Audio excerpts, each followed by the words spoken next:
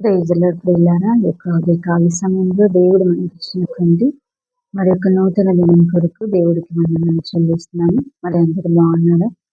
దేవుడి యొక్క మరి కృపలో వర్ధిల్లుతూ ఉన్నారా? అయితే మరి ప్రతిరోజు కూడా ఉదయాన్నే ప్రార్థించండి, దేవుని స్తుతించండి. మరి ఒక్క అధ్యాయమైనని మరి తప్పకుండా ధ్యానించండి. మరి మీ యొక్క జీవితాన్ని ఆశీర్వదించబడతాయి. మరి ఎవరితో మాట్లాడకముందు దేవుడితో మాట్లాడాలి. ఎవరిని కలవకముందు మరి దేవుణ్ణి కలుసుకునేటువంటి అనుభవాన్ని మనము కలిగి ఉండాలి. మరి ఈ యొక్క మరి దినాన ప్రభు మనకి ఇచ్చినటువంటి వాక్య భాగాన్ని చదువుకుందామండి. లూకా సువార్త 6వ అధ్యాయము 21వ వచనం చదువుకుందామండి. ఏమని ఉంది అంటే, ఏడ్చుచున్న మీరు ధన్యులు, మీరు నవ్వుదురు అనింది కదండి. చూడండి ఏముంది అంటే, ఏడ్చుచున్న మీరు ధన్యులు, మీరు నవ్వుదురు. అంటే సహజంగా మరి మనం చూస్తాం కదండి, చిన్నపిల్లలు ఏడుస్తూ ఉంటారు కదా. మరి ఏడ్చినప్పుడు మరి కొన్ని సందర్భాల్లో తల్లిదండ్రులుగా మనము దగ్గరికి తీసుకుంటాం కదా. మరి అదేవిధంగా మరికొందరు మరి ఏడవద్దు అని చెప్పేసి వాళ్ళని మరి గద్దిస్తూ ఉంటారు. అదే రీతిగా కొందరు పెద్దవాళ్ళు కూడా వారికి కలిగినటువంటి కష్టాన్ని, వారికి కలిగినటువంటి బాధను బట్టి, లేదంటే వారికి కష్టం వచ్చినప్పుడు మరి ఏడుస్తూ ఉంటారు కదా. అయితే మరి మనుషుల ఎదుట ఏడిస్తే మరి ఎటువంటి ప్రయోజనము ఉండదు. ఎందుకంటే వారు మన బాధను గ్రహించలేరు కదండి. కానీ మరి దేవుని ఎదుట మరి మనం ఏడ్చినట్లయితే దేవుడు మన యొక్క కన్నీటిని చూస్తాడు ప్రియులారా కదా. మనుషుల దగ్గర ఏడిస్తే వారు మన బాధను గ్రహించలేరు.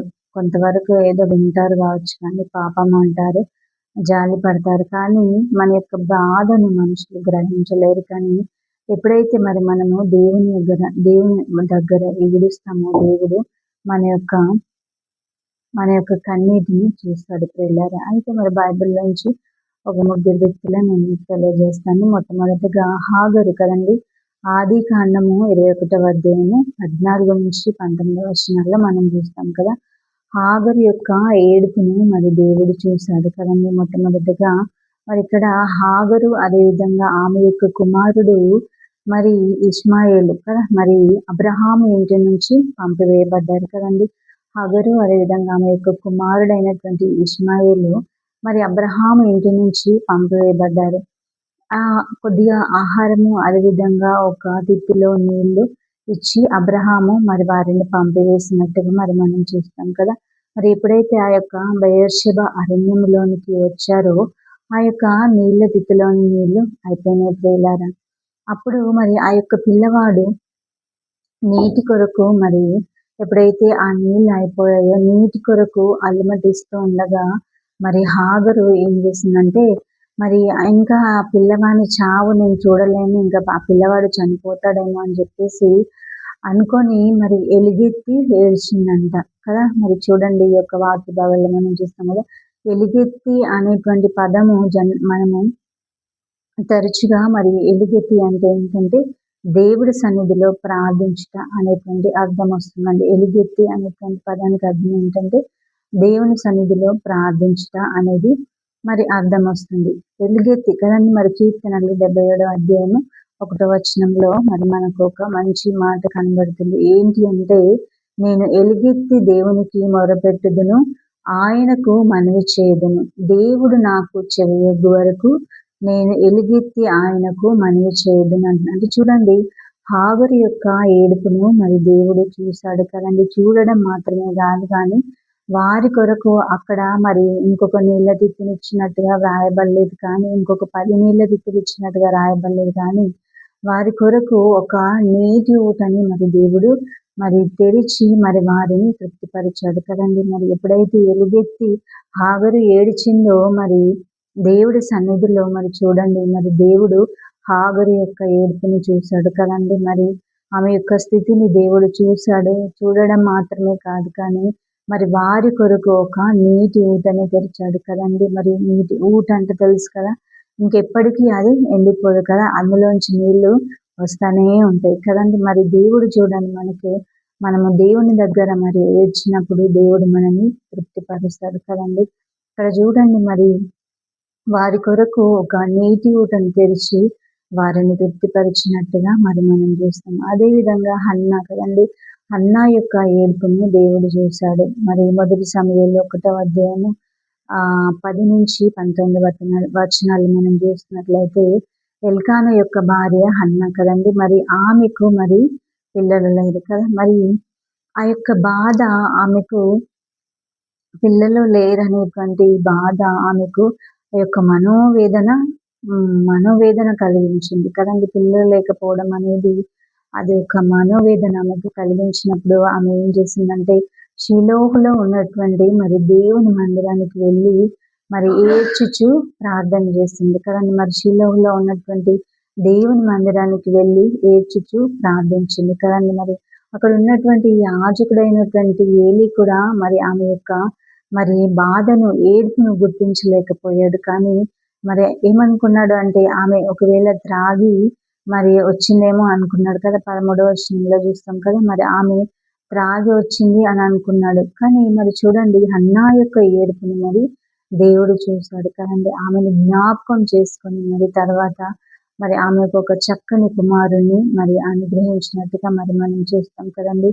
అక్కడ మరి ఆమె యొక్క ఏడుపును మరి మరి యాజకుడైనటువంటి ఏలీ కూడా గ్రహించలేకపోయాడు. కానీ మరి దేవుడు హన్నా యొక్క ఏడుపును చూశాడు ప్రియులారా. ఎప్పుడైతే మరి దేవుడు చూశాడో ఆమెను జ్ఞాపకం చేసుకున్నాడు. జ్ఞాపకం చేసుకొని మరి ఆమెకు ఒక చక్కని కుమారుణ్ణి మరి అనుగ్రహించినట్టుగా మరి మనం చూస్తాం. మూడవదిగా మరి పాపాత్మురాలైనటువంటి స్త్రీ యొక్క ఏడుపును దేవుడు చూశాడు కదండి. లూకాసు వార్త 7వ అధ్యాయము 37వ వచనంలో మనం చూస్తాం కదండి. మరి ఈ స్త్రీ యొక్క పేరు రాయబడలేదు, కానీ ఆమె ఆ ఊరిలో ఉన్నటువంటి పాపాత్మురాలు అని చెప్పబడింది కదండి. మరి మరి యేసయ్య మరి ఒక ఇంటిలో ఉన్నాడు అని తెలిసినప్పుడు మరి ఆమె యేసయ్య దగ్గరకు వచ్చి మరి ఆయన పాదాల యొద్ద నిలవబడి మరి ఏడ్చిందంట కదా. మరి యేసయ్య మరి ఎప్పుడైతే యేసుప్రభు ఒక ఇంటిలో ఉన్నాడని ఆమె తెలుసుకుందో, ఆమె యేసుప్రభు దగ్గరకు వచ్చి ఆయన యొక్క పాదాల యొద్ద నిలబడి ఏడ్చిందంట. చూడండి, మరి ఆమె బహుశా మరి తన యొక్క జీవితాన్ని గురించి ఏడ్చి ఉంటుంది కదండి. మరి తన జీవితంను గూర్చినటువంటి బాధ ఉండొచ్చు, లేదంటే మరి తన యొక్క పాపాల విషయమై పశ్చాత్తాపంతో మరి ఏడ్చుండవచ్చు కదా. కానీ ప్రభువు మరి ఆమె యొక్క ఏడుపుని చూశాడు కదండి. చూసి మరి మరి లూకాసు వార్త 7:48 మనం చూస్తాం కదా.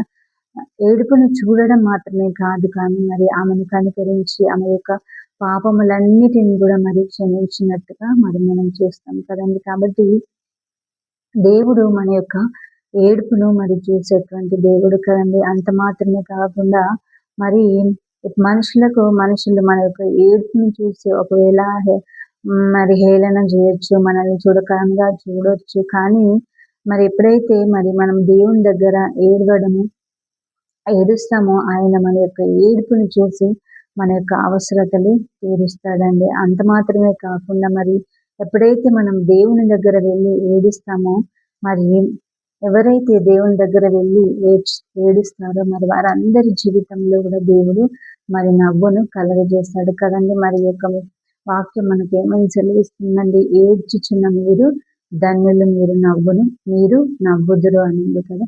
అంటే ఎప్పుడైతే మనము దేవుని దగ్గర వెళ్ళి ఏడుస్తామో దేవుడు మన యొక్క ఏడుపును మరి నవ్వుగా మార్చగలడు కదండి. కాబట్టి మరి మనము మనుషుల దగ్గర ఏడవడం కంటే మరి ఎప్పుడైతే దేవుని యొక్క పాదాల దగ్గర మనం ఏడ్చేటువంటి అనుభవాన్ని కలిగి ఉంటామో దేవుడు మన అవసరతలను తీరుస్తాడు, మనల్ని తృప్తిపరుస్తాడు. అదేవిధంగా మన యొక్క ఏడుపును మరి నవ్వుగా ఆయన మారుస్తాడు కదండి. మార్చేటువంటి దేవుడు. కాబట్టి దేవుని దగ్గర ఆయన యొక్క పాదాల దగ్గర ఎదవడం నేర్చుకున్నాము. అట్టి కృప దేవుడు మనందరికీ దయచేయను గాక. కొద్ది మాటల దేవుడు మన ఇంటిలో దీవించి ఆశీర్వదించును గాక. ఆమేన్. చిన్న ప్రార్థన చేసుకున్నామండి. అందరూ కూడా నాతో పాటు ఏకీభవించి ప్రార్థించండి. మీ యొక్క ప్రార్థన మనవులు కూడా మరి కామెంట్లో మరి తెలియజేయవలసిందే కోరుతున్నాను. సరే, మరి ప్రార్థించుకున్నామండి. పరిశుద్ధ మహోన్నతుడ మహాగణుడ గొప్ప దేవ, నిత్య వందనాలు, కృతజ్ఞతాస్తుతులు, స్తోత్రములు చెల్లించుకుంటున్నాం ప్రవ్వా. అయా మా ఏడుపును చూస్తున్నందుకు తండ్రి మీకు వందనాలు చెల్లించుకుంటున్నాం తండ్రి. మనుషులు ప్రభా మేము ఏడవడం చూసి మమ్మల్ని హేళన చేస్తారేమో, మరి ప్రభా చులకనగా చూస్తారు, కానీ ప్రభా మరి నీవైతే మా ఏడుపును చూసి మా యొక్క అవసరతలను తీరుస్తున్నందుకు నీకు వందనాలు చెల్లిస్తున్నాం ప్రభా. ఎవరైతే నీ ఎదుటికి వచ్చి ఏడుస్తున్నారో యొక్క ఉదయకాల సమయంలో వారందరి జీవితంలో ప్రభా నవ్వును కలుగజేయమని వేడుకుంటున్నాము ప్రభా. వారి ఏడుపును నాట్యముగా మార్చండి, నవ్వుగా మార్చమని తండ్రి మరి నాయన వేడుకుంటున్నాం ప్రభా. మరి నాయన వాక్యం విన్న ప్రియులను దీవించండి, ఆశీర్వదించండి. వారి జీవితంలో ప్రభా ఏ విషయంలో ఏడుస్తున్నారో దుఃఖిస్తున్నారో ప్రభా, మరి ఆ యొక్క దుఃఖాన్ని మరి ఆ యొక్క మరి నాయన బాధను తీర్చి వారి యొక్క అవసరతను తీర్చి మరి నవ్వుగా మార్చమని వేడుకుంటున్నాం ప్రభా. మరి అనారోగ్యంతో బిడ్డలను ముట్టి స్వస్థపరచండి. వివిధ ప్రభా మరి నాయన అవసరతలతో అక్కర్లతో ప్రార్థించమని కోరిన ప్రతి బిడ్డను కూడా మీ కృపగల హస్తాలకు అప్పగించుకుంటున్నామయ్యా. మీ మహిమైశ్వరంలో ప్రతి అవసరత తీర్చండి. ప్రతి ప్రార్థనకు కూడా ప్రభా తగిన జవాబులు దయచేయమని వేడుకుంటున్నామయ్యా. ప్రయాణాలు చేస్తున్న బిడ్డలకు తోడుగా ఉండండి, సహాయం దయచేయండి తండ్రి ప్రభా. మరి నాయన ఈ దినమంతా కూడా కృపాక్షేమము దయచేయండి ప్రభా. వివిధ అవసరతలతో అక్కర్లతో ఉన్న బిడ్డలను ఈ కృపగల హస్తాలకు మేము అప్పజెప్పించుకుంటూ ఈ యొక్క ఉదయకాల సమయంలో మాకు ఇచ్చినటువంటి ఈ యొక్క శ్రేష్టమైన అమూల్యమైన సమయాన్ని బట్టి మీకే వందనాలు, కృతజ్ఞతాస్తుతులు, స్తోత్రములు చెల్లిస్తూ యేసయ్య పరిశుద్ధ నామంలో ప్రార్థన అడిగి పొందుకొని నామ పరమ తండ్రి, ఆమేన్. ప్రైజ్ లార్డ్ ప్రియులారా, మరి అందరికీ కూడా గాడ్ బ్లెస్ యు. దేవుడు మిమ్మల్ని దీవించును గాక. మరలా రేపు కలుసుకుందాం ఇదే సమయానికి. అంతవరకు అందరికీ కూడా praise Lord, God bless you.